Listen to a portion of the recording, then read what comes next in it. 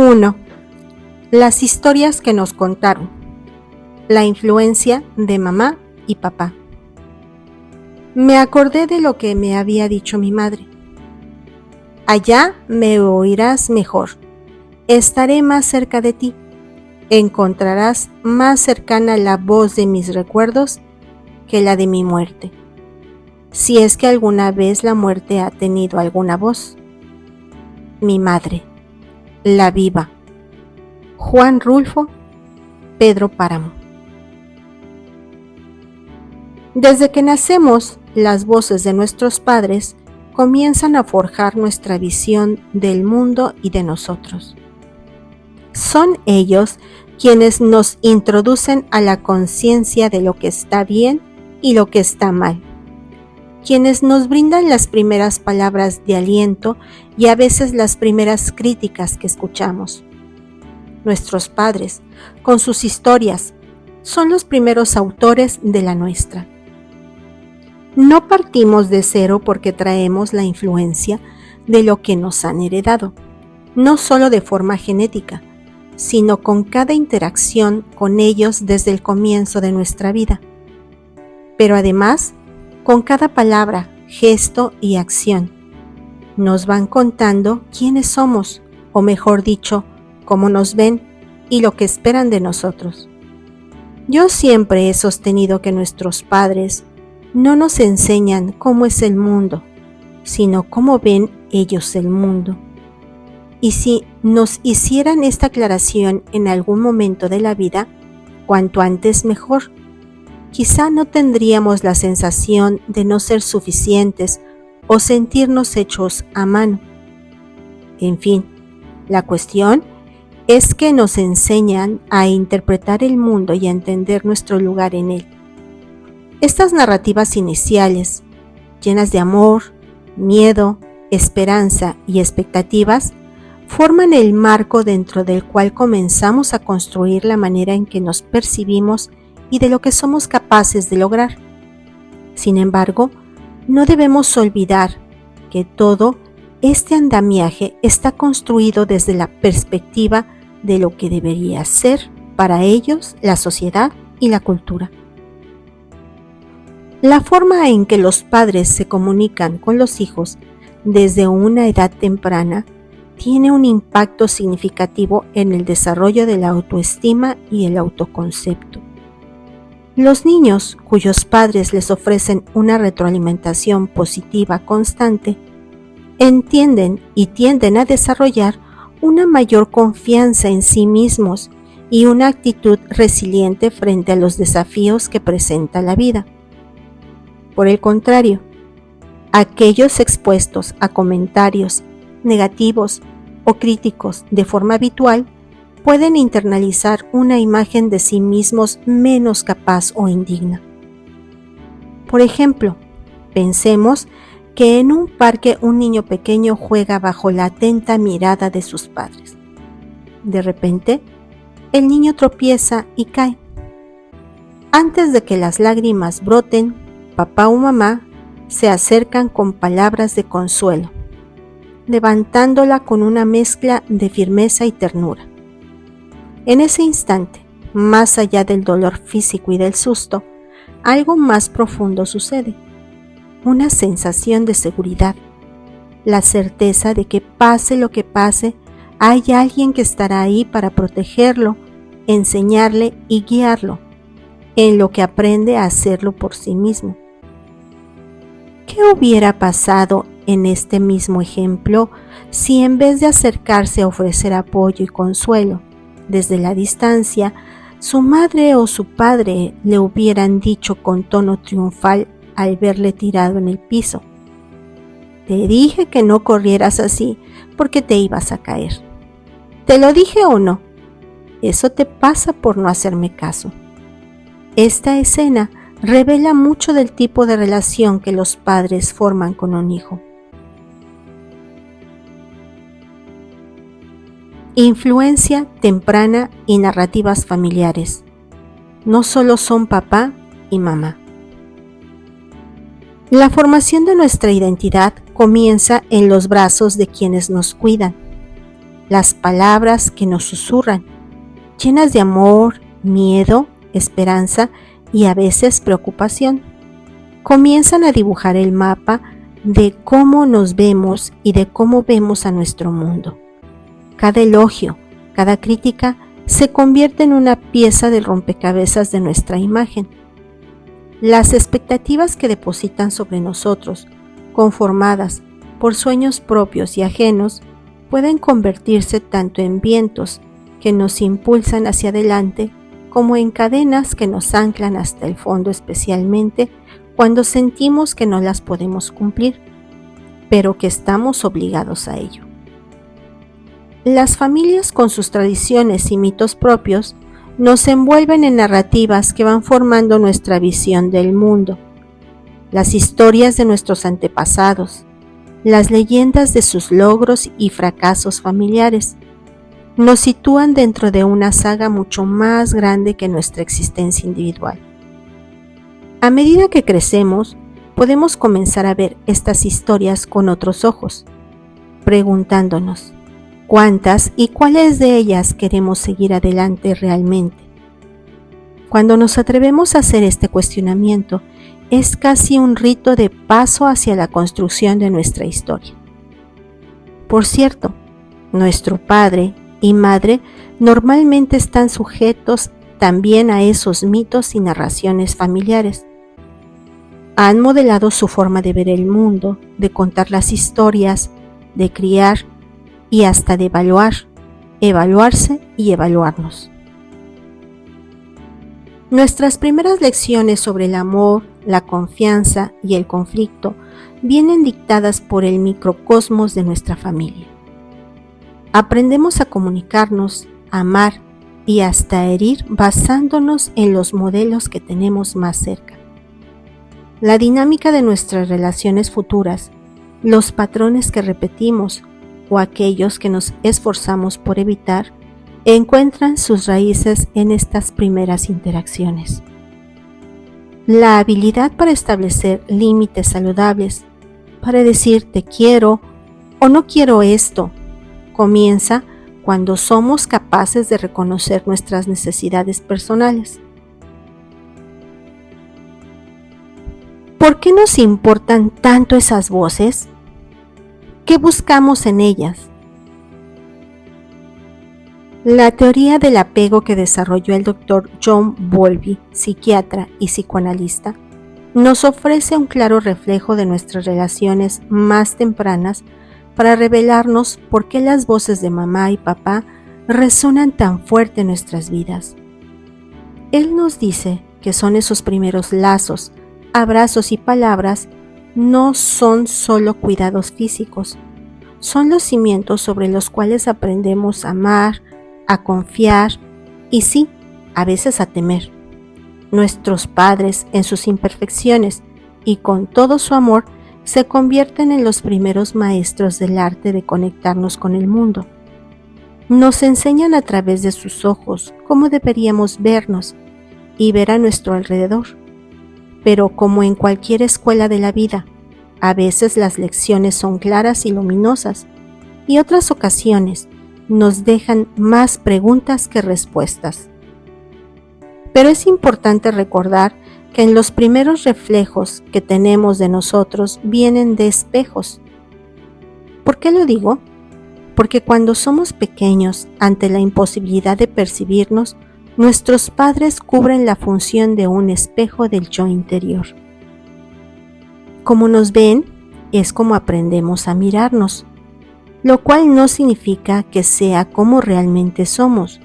Y por supuesto, no es raro que estos primeros espejos en los que nos miramos estén a veces algo empañados o incluso rotos. Siendo así, puede que nos muestren una imagen distorsionada de quienes somos, cargadas de expectativas y decepciones que no nos pertenecen. Debo insistir en esto. Cuando nos miramos a un espejo, no nos estamos viendo a nosotros, estamos viendo un reflejo que ese espejo nos devuelve. Este será tan claro y fiel a la realidad en la medida en que tenga la capacidad de reflejarnos y no esté roto, opaco o retorcido por sus vivencias. Quizá convenga recordar esas casas de los espejos de las ferias en donde mirarnos más grandes, más gordos, más pequeños o más flacos de lo que somos causa risa y nos divierte. Pero no es así cuando este reflejo es permanente y una voz nos dice que somos eso que vemos, así de retorcido, roto o distorsionado. Ese del espejo eres tú, ¿o es tu reflejo distorsionado por el espejo? Y es así que todo comienza con la comprensión de que, aunque sus voces fueron las primeras que escuchamos, no son las únicas que definirán el camino de nuestra vida. En este camino nos enfrentamos a la gran encrucijada de querer pertenecer y al mismo tiempo desear ser auténticamente nosotros. Este equilibrio delicado entre buscar su aprobación y mantener nuestra esencia es donde se encuentra nuestra verdadera libertad. Comenzar a hacernos preguntas profundas, a distinguir entre las voces que nos elevan y aquellas que nos limitan, es el inicio de un proceso de transformación personal que resulta ser un auténtico camino de descubrimiento y afirmación, donde la meta no es rechazar por completo esas voces iniciales, sino aprender a escucharlas de una manera nueva, integrándolas en una historia más rica y personal. A fin de cuentas, los sonidos de la voz de mamá y papá son solo el preludio de nuestra voz, una voz que solo nosotros podemos crear. Orígenes de nuestras narrativas. La presencia de las figuras parentales en nuestras vidas puede variar enormemente, dependiendo de circunstancias personales, cambios en relación y la evolución de la manera en cómo nos percibimos. Se pueden manifestar en 3 modos principales, cada uno con sus dinámicas y desafíos. Y aunque en el capítulo 6 abordaré esta presencia de manera más detallada, es importante irlas ubicando desde este primer capítulo. Los que están y siguen influyendo. Aquí me refiero a las personas que desempeñan el papel de nuestra madre y nuestro padre, y que están físicamente presentes y continúan ejerciendo una influencia directa en nuestras decisiones, creencias y comportamientos. Esta influencia puede ser tanto positiva como negativa, dependiendo de la naturaleza de la relación y de cómo se comunican y se interpretan las expectativas y consejos. Aún existen aquellos que activamente dictan algunas instrucciones a un hijo o hija, adultos, acerca de cómo comportarse, cómo vestirse, qué tanto trabajar, en dónde vacacionar, la forma de criar a los hijos y hasta cómo debe comportarse con la pareja.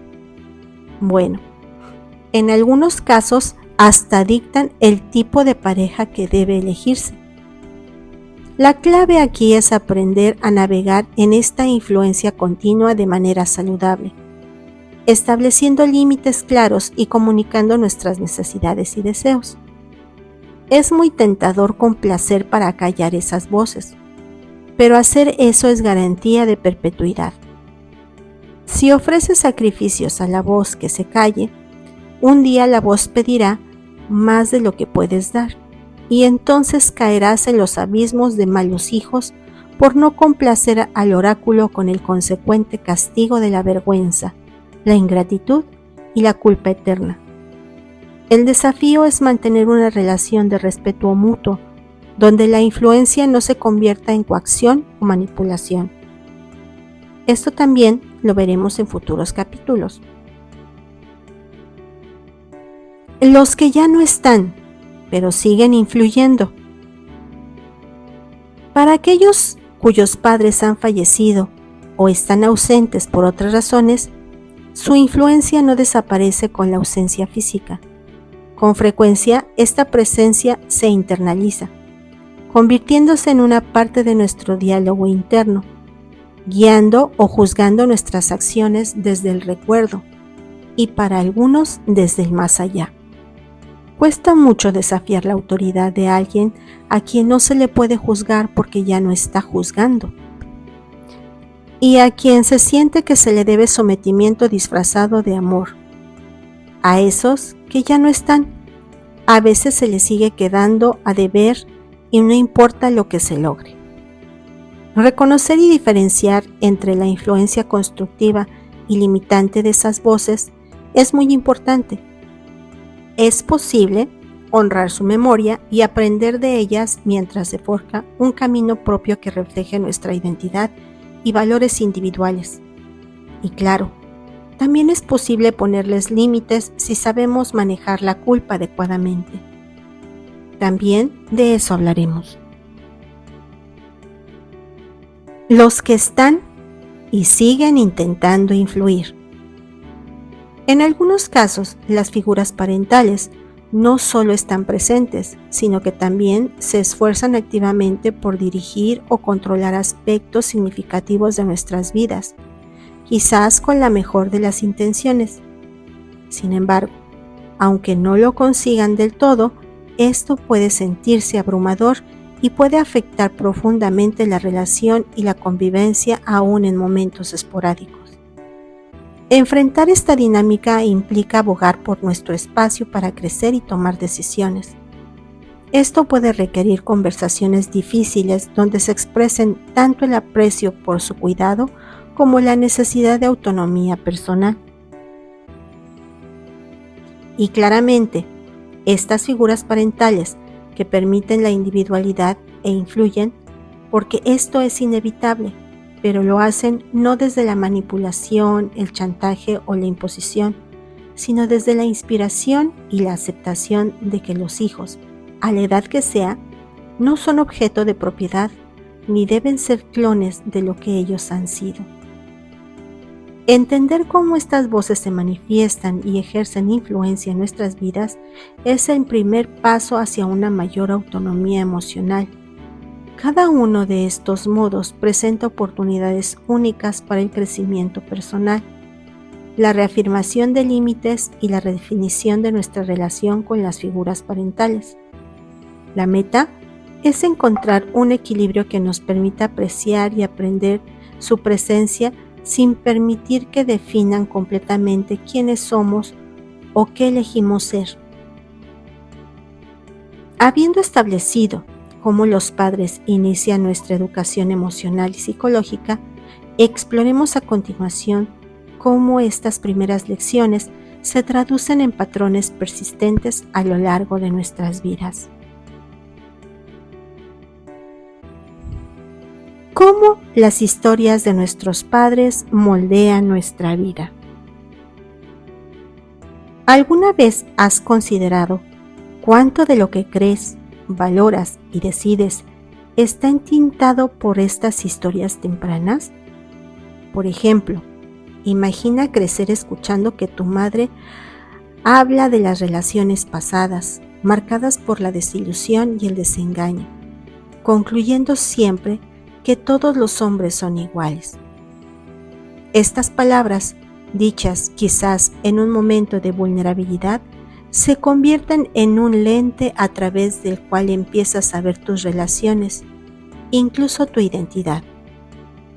Sin darte cuenta, cada desacuerdo o malentendido se filtran por esta creencia heredada y te encuentras en guardia, protegiéndote de heridas que aún no has sufrido o sintiéndote impotente ante lo incambiable.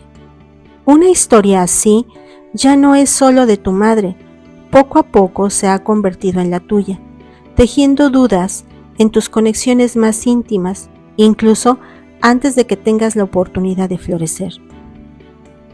Hace mucho, una persona en terapia me contaba cómo su madre siempre le aconsejaba que ella debería de ser independiente y no tener hijos, porque si le tocaba un mal marido, ella podría mandarlo a volar e irse a donde quisiera con total libertad.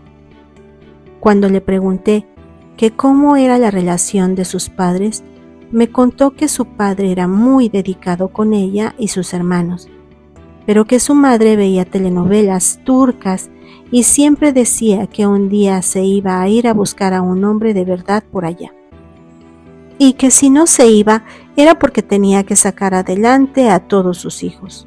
Por cierto, creo que no necesito decir que la paciente que me contó esto nunca tuvo hijos y jamás tuvo una pareja estable en su vida.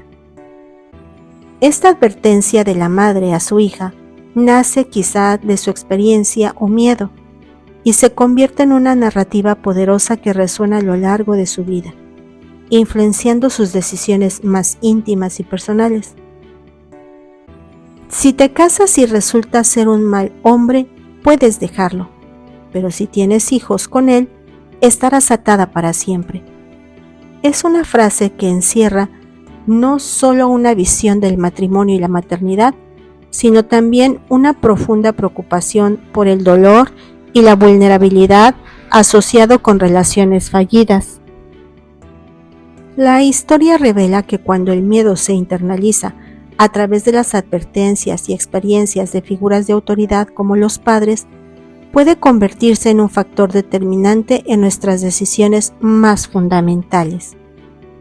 La elección de no tener hijos, en este caso, se presenta no como una decisión nacida del deseo personal o de la reflexión individual, sino como una estrategia de evitación del dolor potencial, influenciada por el temor a las complicaciones y ataduras permanentes que podrían surgir de una relación problemática.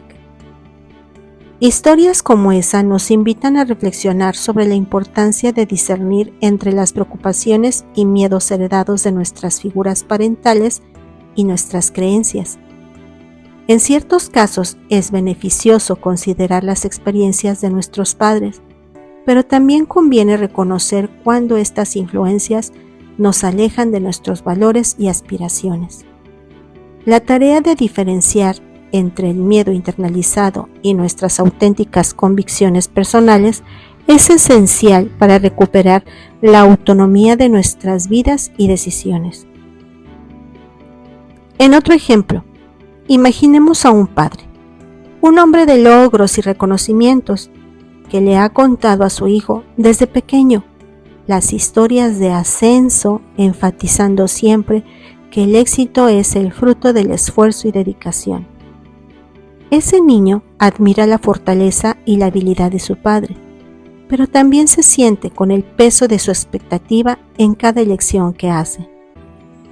El éxito en esa familia tiene un único rostro, el profesional. Así, cada vez que se enfrente a una decisión importante, su definición de éxito resonará en su mente, guiando sus pasos, a veces alejándose de lo que realmente desea para su vida. La pasión y el placer se convierten en lujos secundarios, supeditados al mandato familiar del éxito. En otra ocasión, un paciente de unos 50 años me contó cómo nunca conseguía dar gusto a su padre, quien por cierto lo tenía trabajando en un negocio familiar como intendente. Una vez, aquel padre le pidió pintar una habitación y el hijo lo hizo. El padre fue a supervisar y dijo que aquello estaba mal hecho, que era una porquería y que le diera otra mano de pintura. Así lo hizo mi paciente y al terminar, el padre volvió a supervisar. Esta vez encontró algunos defectos en el acabado y le dijo que las cosas deberían hacerse bien o mejor no lo hiciera. Por tercera vez el hijo repintó la habitación y por tercera vez el padre fue a juzgar el trabajo, pero ahora mirando profundamente el resultado por unos segundos, suspiró y le dijo: ¿sabes qué? Ya déjalo así. Está visto que no puedes hacer nada mejor que esto. De tantas manos que le diste al color, ya no es como yo lo pensaba ni quería ver. Pero ya, que se quede así. Ni siquiera puedo imaginar la sensación que aquel hombre adulto debió sentir cada vez que su padre lo descalificaba de esa manera, pero a la vez lo mantenía sometido a su aprobación mediante la humillación constante. Finalmente, pensemos que tú creciste creyendo a tus padres hablar de lo tradicional, de seguir un camino seguro, teniendo un trabajo estable, una casa y una familia. Sin embargo, en el fondo de tu corazón, tal vez una voz diferente susurra sueños de aventura, de explorar lo desconocido, de seguir tu pasión, y aunque eso signifique enfrentar la incertidumbre, la decisión de estudiar arte, de viajar, de emprender tu negocio, cada una representa un paso que te aleja de lo establecido, pero te acerca a tus sueños propios.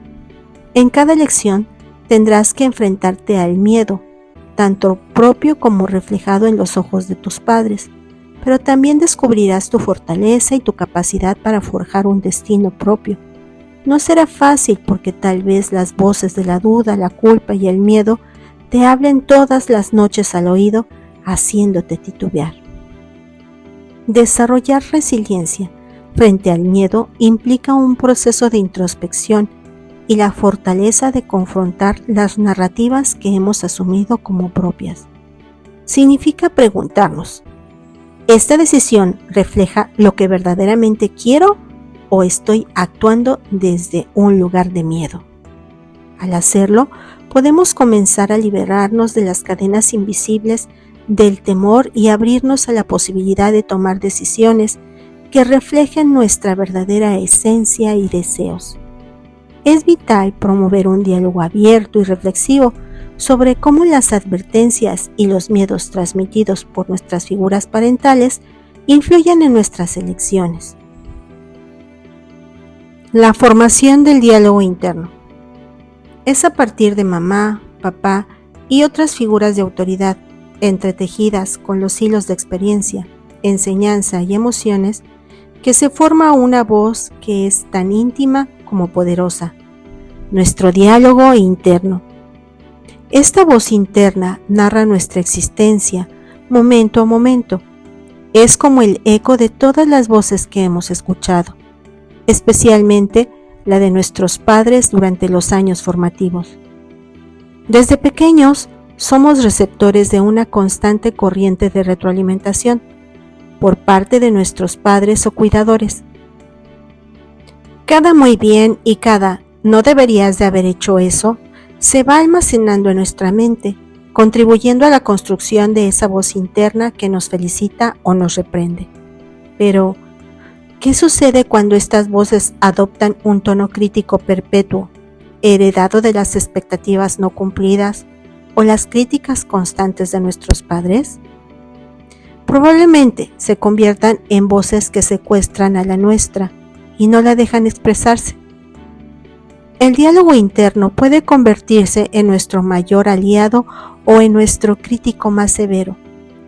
Puede ser la fuente de nuestra autoconfianza, impulsándonos hacia adelante con palabras de aliento, de apoyo, o puede sumirnos en la duda y el miedo, recordándonos constantemente nuestras fallas. Reconocer el origen de este diálogo es indispensable para comenzar a transformarlo, y esto comienza con el reconocimiento de esas voces internalizadas. ¿Son realmente nuestras creencias las que escuchamos o estamos repitiendo lo que nos han enseñado? Aprender a cuestionar y cuando es necesario, es desafiante. Desafiar estas voces internas es un paso necesario hacia la construcción y fortalecimiento de nuestra autoestima. Por el camino hacia la reconfiguración de nuestro diálogo interno no es un viaje que se hace de la noche a la mañana. Requiere paciencia, comprensión y sobre todo una profunda compasión por nosotros.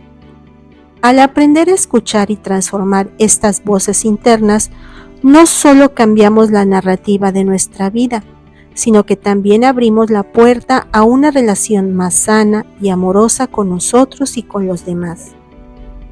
Las historias que nos contaron, esas que susurran en nuestros oídos desde el pasado, no son simples relatos, son semillas que germinan en nosotros, moldeando nuestra visión del mundo, de nosotros y de nuestro lugar en él. Volvamos a la autoestima, por ejemplo. Imagina que a una persona su mamá le repetía que era capaz de lograr cualquier cosa que se propusiera, mientras su papá lo guiaba con firmeza en cada paso, transmitiéndole la seguridad de sus capacidades. Frases que parecían simples mantras se convierten así en pilares de confianza y en el impulso necesario para enfrentar los retos de la vida. Pero no todas las historias son inspiradoras. La voz de papá resonando en nuestra cabeza, recordándonos su propio camino de éxito, puede convertirse en una vara con la que medimos, generando una constante sensación de no estar a la altura. La crítica constante de mamá, disfrazadas de amor duro, puede erosionar nuestra autoestima, haciéndonos dudar de nuestras capacidades y silenciando nuestra voz. Recuerdo puntualmente que hace años, en un proceso de terapia, una persona me contaba que su madre, desde niño, le dijo cómo todos le veían a él la cara de imbécil. La tenía muy preocupada, porque ¿qué iba a hacer de su vida cuando ella ya no estuviera para apoyarlo y defenderlo? Las historias también influyen en nuestra capacidad para tomar decisiones. Si crecimos en un entorno donde la duda era castigada y la seguridad era la norma, es probable que tendamos a evitar riesgos y apegarnos a lo conocido. Por otro lado, si nos criaron en un ambiente donde la exploración era incentivada y el error era visto como una oportunidad de aprendizaje, es más probable que abracemos la incertidumbre y seamos más audaces en nuestras decisiones. Las relaciones con los demás también se ven afectadas por las historias que nos contaron. Si la narrativa familiar gira en torno a la desconfianza hacia los demás, es posible que proyectemos esa desconfianza en nuestras relaciones, creando barreras y dificultades para la conexión. En cambio, si crecimos rodeados de historias de amor, empatía y compasión, es más probable que seamos personas abiertas, receptivas y capaces de construir relaciones sanas y duraderas. Explorar las historias que nos contaron es como un proceso de desmitificación, de comprender cómo esas historias han moldeado nuestro ser y de descubrir cómo podemos reescribirlas para convertirnos en los autores del guión de nuestra vida. ¿Por qué no reflexionas ahora mismo sobre las historias que te acompañaron desde la infancia? ¿Qué mensajes te transmitieron? ¿Cómo ha influido en tu autoestima, en tu forma de tomar decisiones y en tus relaciones? Solo al comprender su impacto podrás empezar a liberarte de sus limitaciones y construir tu narrativa. Una que te empodere, te inspire y te guíe hacia un futuro más auténtico y pleno.